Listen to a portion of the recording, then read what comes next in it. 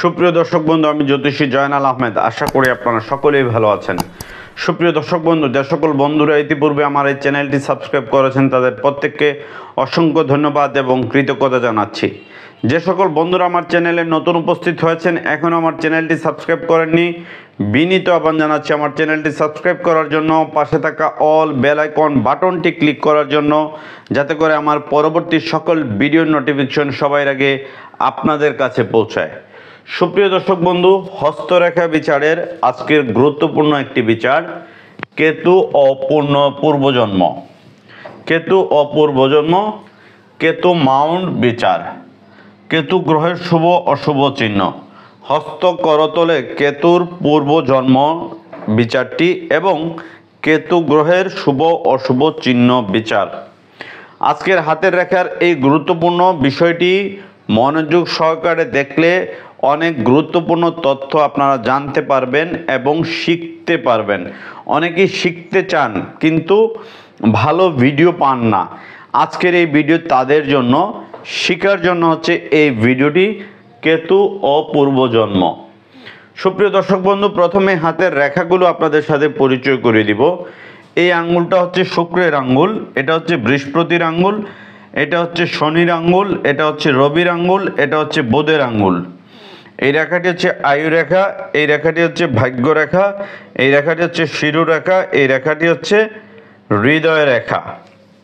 হস্ত করতলে প্রত্যেকটি জাতক জাতিকার হস্ত করতলে কেতুর স্থান কোনটি এটি অনেকেই জানেন না।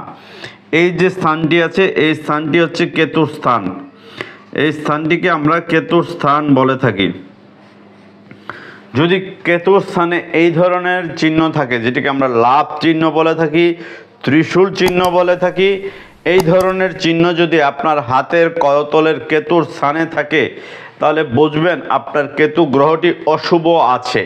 আর কেতু অশুভ থাকা মানে হচ্ছে আপনার গোপন শত্রু সৃষ্টি হবে। আপন মানুষেরা আপনার সাথে গুপ্ত শত্রু হয়ে আপনার ক্ষতিগ্রস্ত করবে।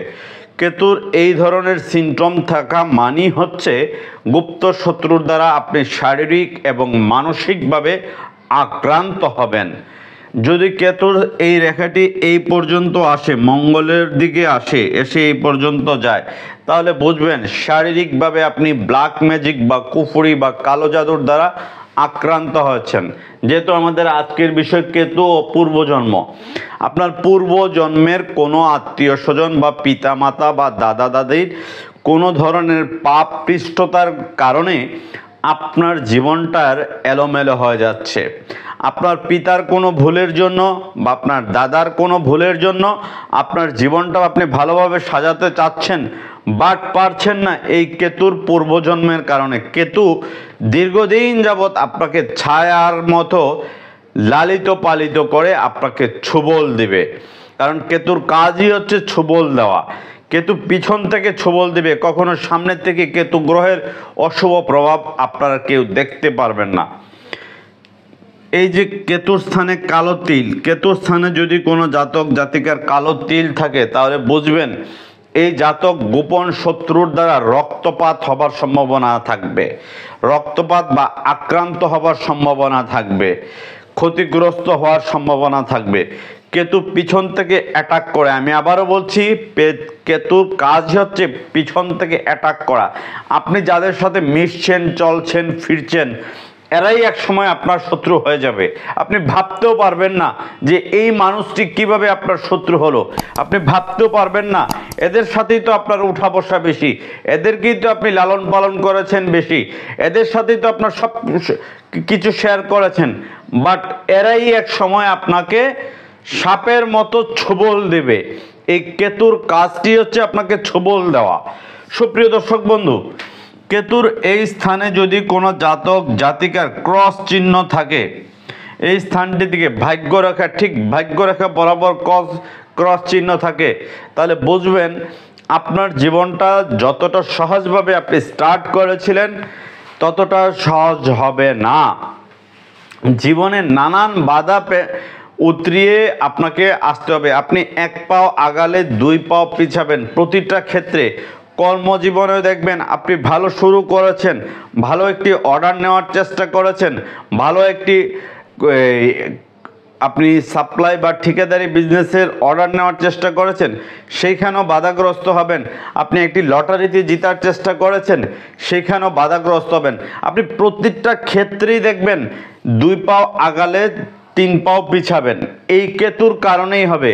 কেতু হচ্ছে গুপ্ত শত্রুর মতো এবং গুপ্ত গ্রহ।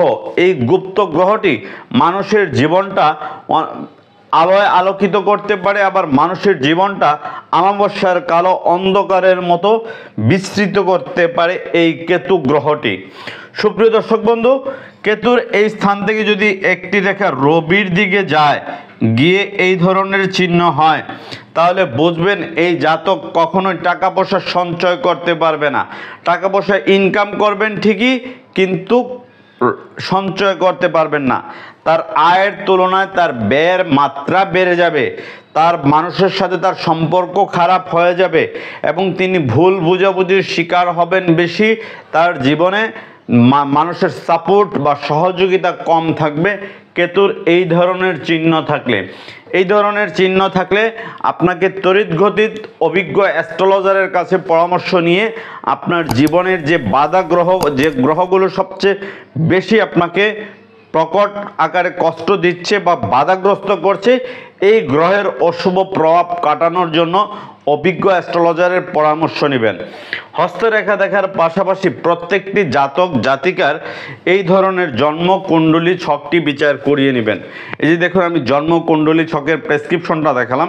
এই ধরনের জন্মকুণ্ডলীর প্রেসক্রিপশনটা করিয়ে নেবেন। কেতু কত নম্বর ঘরে, রাহু কত নম্বর ঘরে, চন্দ্র কত নম্বর ঘরে, বৃহস্পতি কত নম্বর ঘরে, প্লুটো কত নম্বর ঘরে, ইউরেনাস কত নম্বর ঘরে, বুধ কত নম্বর ঘরে, শুক্র কত নম্বর ঘরে।